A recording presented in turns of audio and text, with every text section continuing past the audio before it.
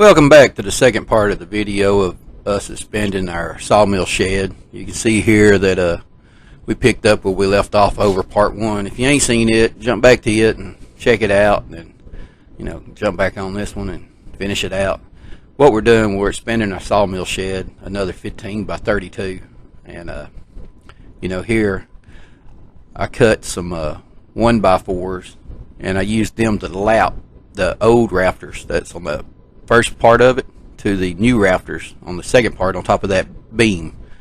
And then we used another 2x6 to crib in between each rafter, and then we'll go on top with a 1x6. So they're tied together real good.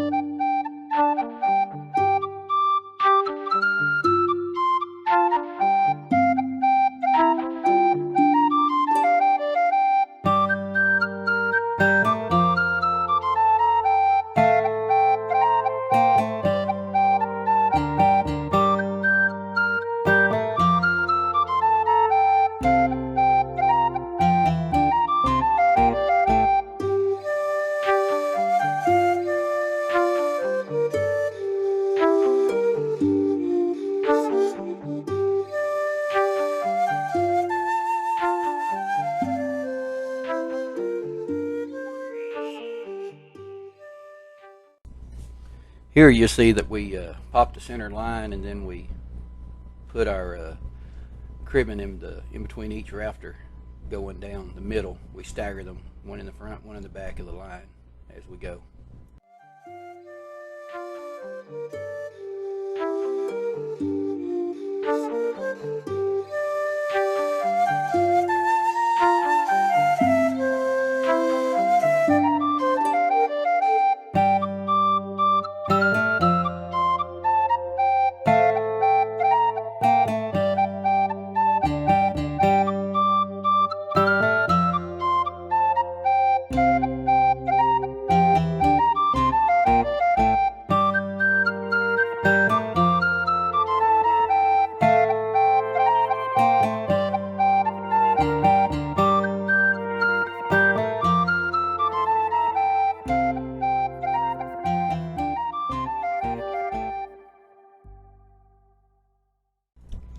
Here we start laying the lapping for our tin. We use 1x6s that we milled. We leave them long, overhanging the end of the building, so it has a run out. So when we get ready to put our overhanging rafter on the end of it, we can then cut the lapping down to size.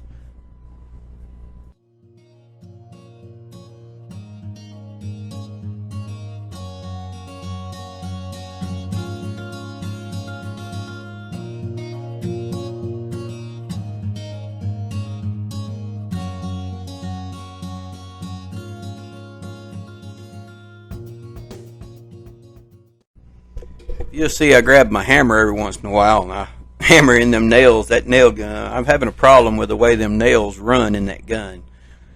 And I found out with that cheap gun, it's certain nails, that's a Harbor Freight special there. You buy certain nails, it just does not run right. And them nails I got there are the Bostic brand, and for some reason it just does not like running them. The other gun we got will run fine, but here later you'll see that I don't have a problem. I got some DuraPoint, a big box of them, and man, they run perfect. You just never miss a beat. So here in a minute you'll see that I don't have to have a hammer no more.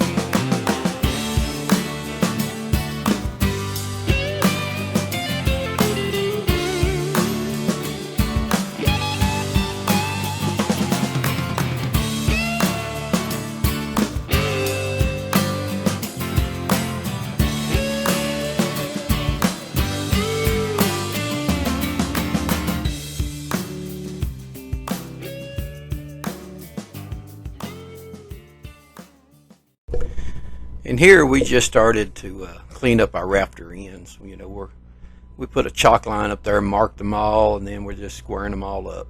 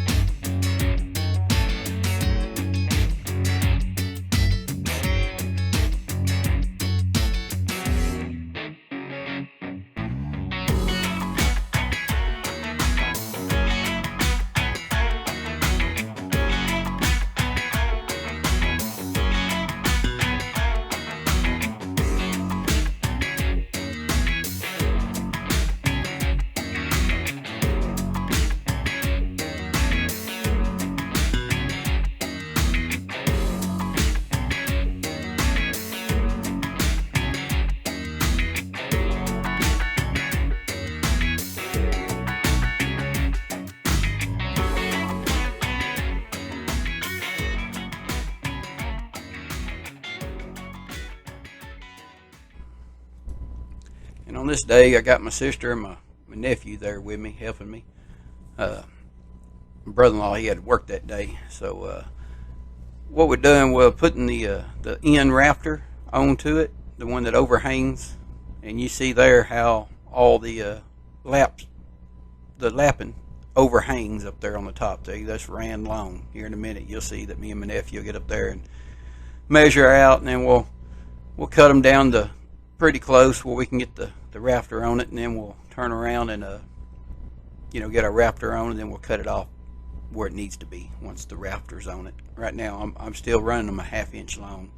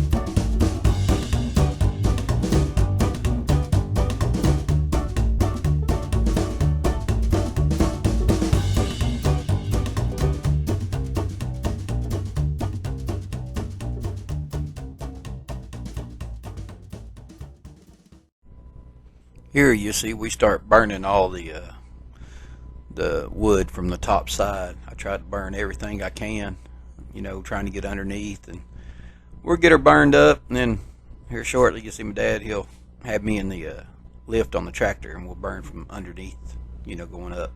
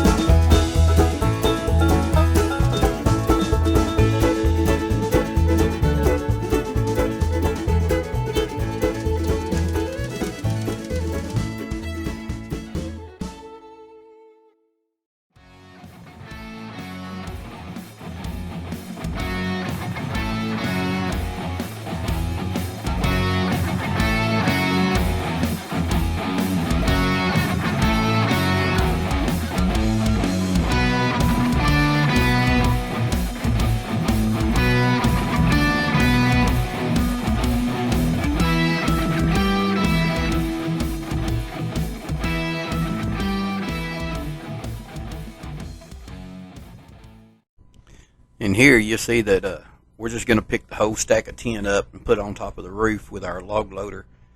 So what I'm doing there is sticking the straps underneath the tin, and we cut some 1x6s, just a little shorter than the tin is wide, so the straps will kind of cinch a little bit, but not too much. And then we'll use a chain to chain both the straps together, and then my dad hold it up here in a minute, and I grab it with my loader and put it up on top of the roof. It worked out real good. We picked up the whole stack of tin up there at one time.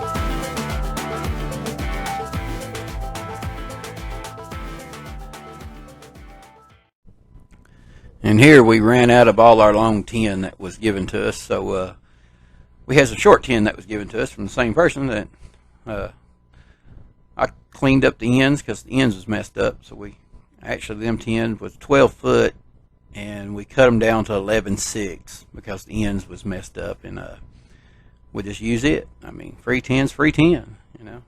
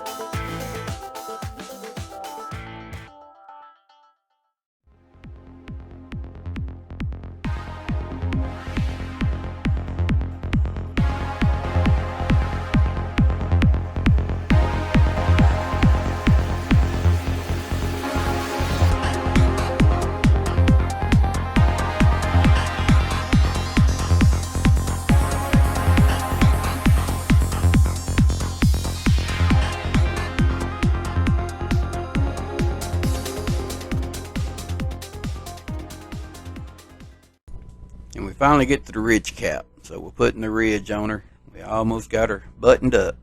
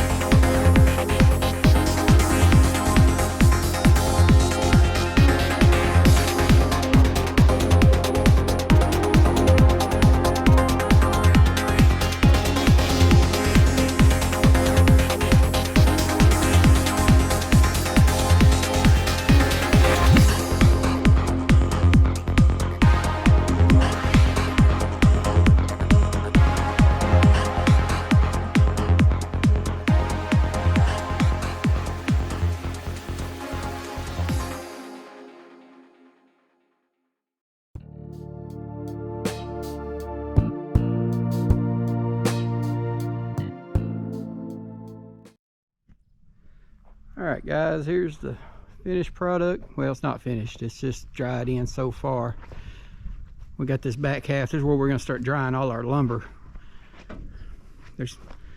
We're also going to do another 24 foot out this way and have an awning here. When we get done, there's going to be a cabinet shop right here behind, butts up against it. This opening right here where my loader is going to be open so the tractor can come in and out.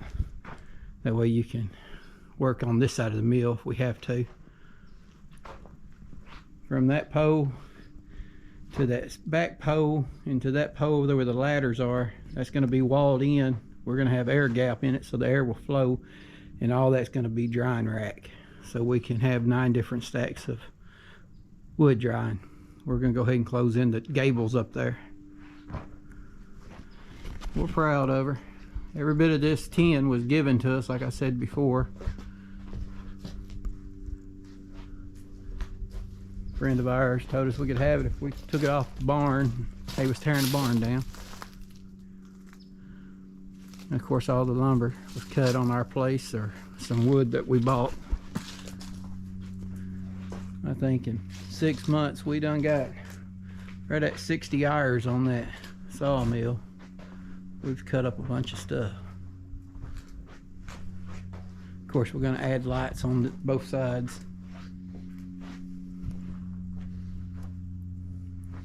And that's our settling pole that we did in another video. If you see it later on, you know, we can adjust it up if we ever got to.